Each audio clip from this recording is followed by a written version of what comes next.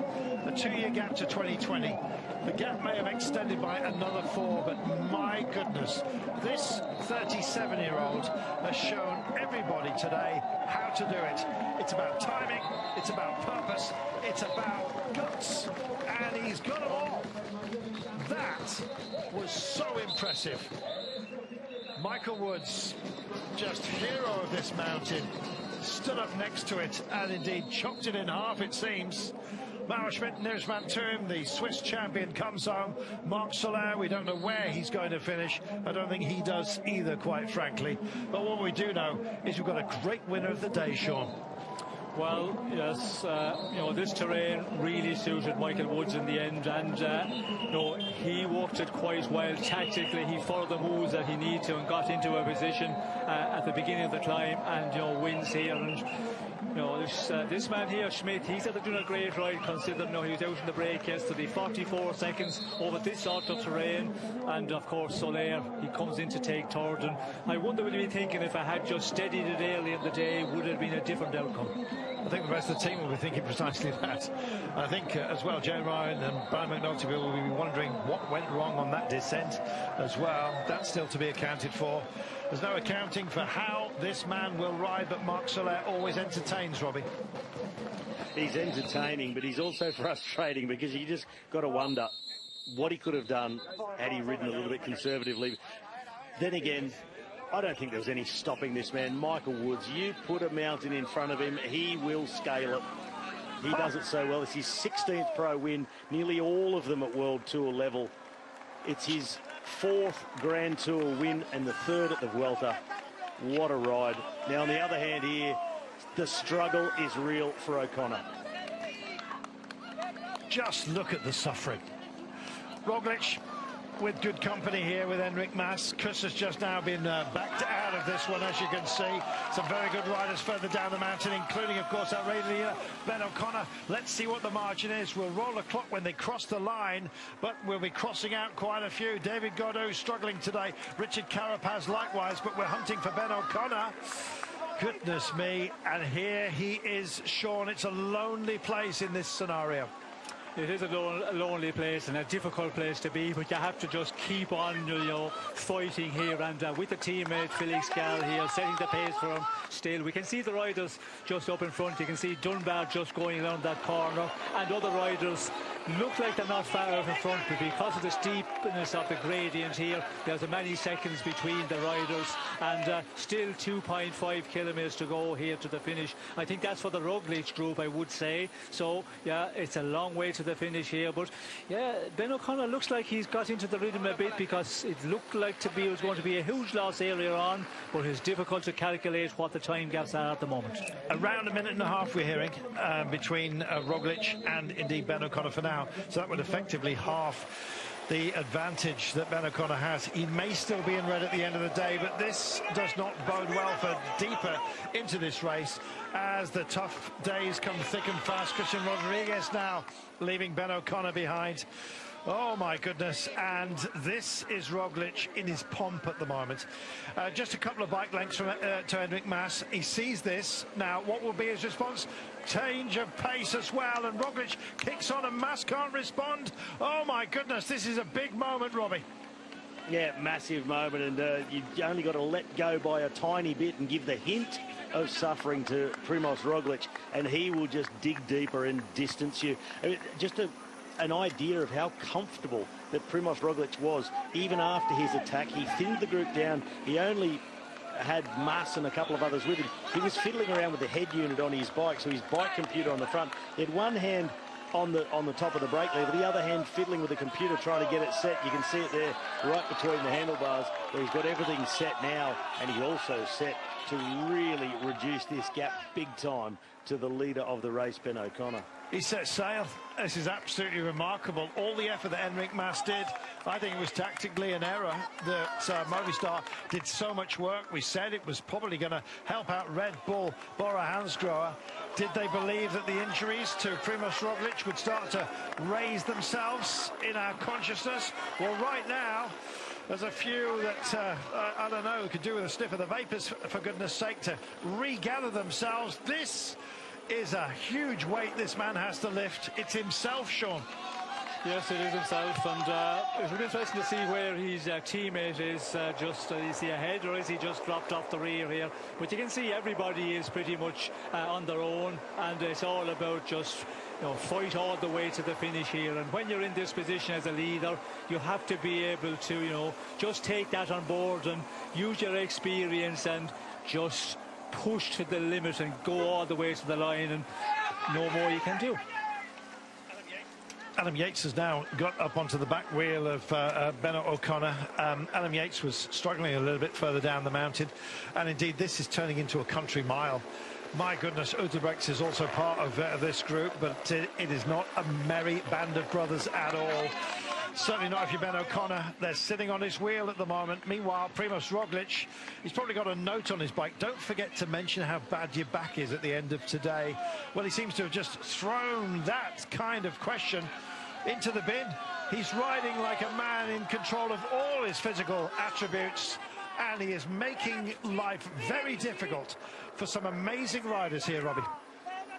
Well, he's been cagey in his interviews, and he's only been confirming what has been obvious in stages gone by.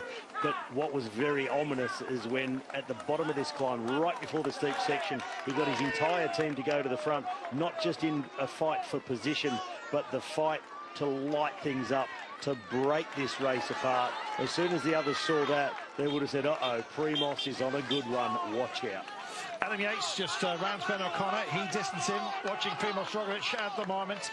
But Ben O'Connor, I think, is now fighting. Well, I know he's fighting to hold on to the red jersey. Can he possibly do it today? As a minute and 40, I believe, between Primož Roglic now and Ben O'Connor, and possibly a wider margin than that. Some time gaps just being offered up, a little bit sketchy just for the time being. But there's no doubt about it, Primož Roglic knows that every second counts when it comes to a Grand Tour, and the difference between the pair of them at the moment, even in terms of demeanour, is absolutely vast. Kilometre to go, it seems, for the men on your picture at the moment, but still amongst the toughest part of the climb to be dealt with, Sean. Yes, well, I think it's going to be tough all the way. This climb was always going to be a real test from that 5 kilometres plus to go. The gradient just started to kick up, and it was real high gradients all the way. And when you're finishing at the top, it's just a full-on effort all the way here, and that's what everybody is doing. And yeah, the ones who have got that little bit more energy are starting to create the gaps, notably this man here. We can see, all in ones and twos all over this mountain here, but this man is the strongest, and Enric Mas seems to be struggling quite a bit there. Everybody queuing up to have their piece of the cake, and the man whose plate it's sat upon at the beginning of the day, Ben O'Connor, is not to be seen within this shot, and that magnifies really what has happened. It's a detonation of that advantage, Robbie.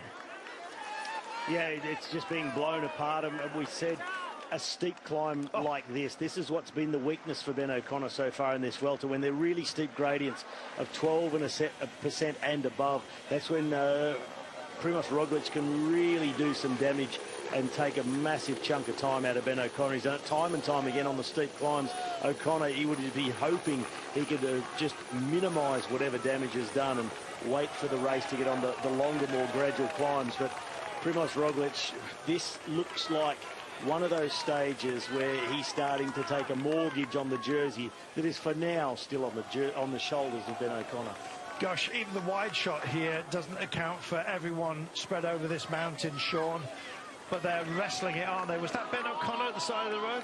No, we can see Enric Mas there. He slipped down a number of places. Mas was there, yeah. He slipped down a number of places, and we can see Landa, who is on the road here, and we can see it looks like Astrid, who was up there in the breakaway. We could see him. He was at a standstill there some moments ago. He's trying to do as much as possible for Mikel Landa here. And yeah, the man who tried to follow Roglic looks like to be losing places. A number of riders have went by him already. Goodness me. Richard Carapaz, I think it was, that was having a wobble at the side of the road, bless him. He'll be regathering himself. In fact, Carapaz has picked it up here. Look at that. That's Mas just ahead of him.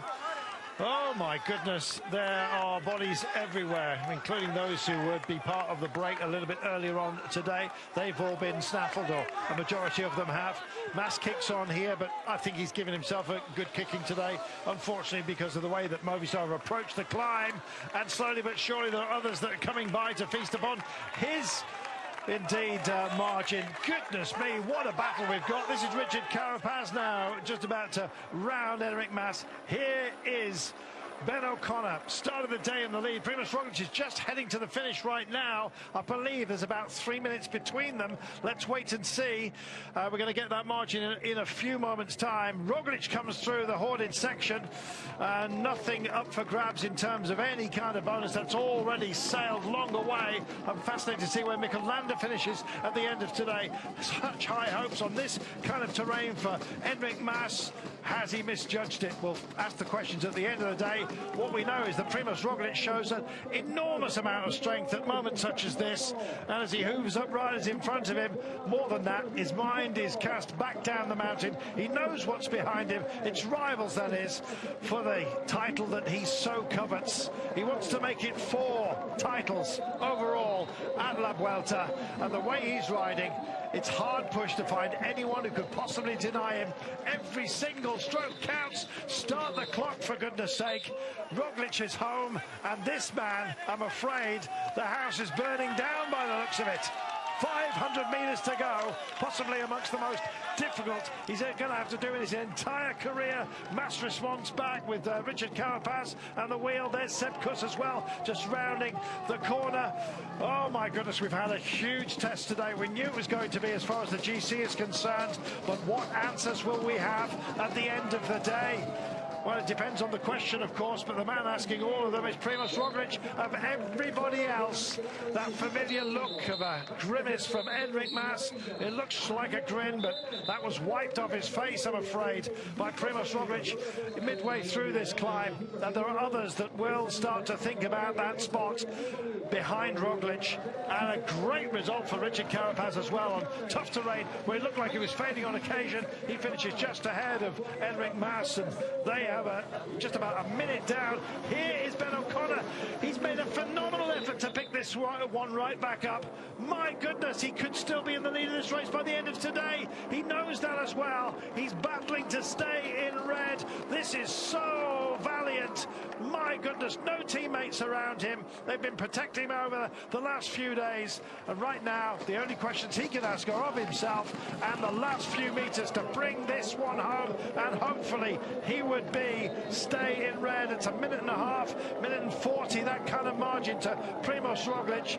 But goodness me, as he wrestled his way up this mountain, and that is as valiant a defence of the red jersey as you're likely to find. He has had it all thrown on him over the last few days, including some quite barbed questions from journalists. Well, he's got a little bit of an answer here, and he's going to stay in red. That was amazing.